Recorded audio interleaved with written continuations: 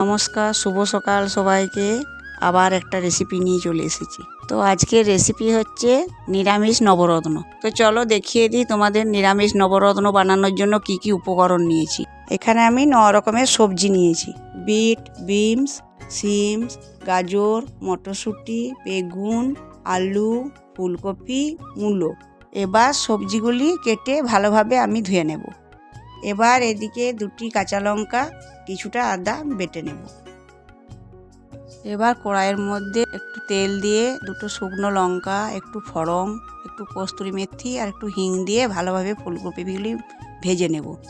এদিকে ফুলকপিগুলি ভাজা হয়ে এসছে। এবার বেগুন, আলু, সিম, বিনস, গাজর, বিট, মূলো, মটরশুঁটি পরিমাণ মতো লবণ দিয়ে একটু নাড়াচাড়া করে 15 মিনিট মতো ঢাকা দিয়ে রেখে দেবো, যতক্ষণ না জলটা বেরিয়ে যাচ্ছে। ঢাকা খুলে তার মধ্যে হলুদ, জিরে, ধনে, কাশ্মীরি লঙ্কা দিয়ে একটু নাড়াচাড়া করে 2 চামচের মতো আদা আর কাঁচা লঙ্কা বাটা আমি দিয়ে দেব। দিয়ে কিছুক্ষণ ঢাকা দিয়ে দেব।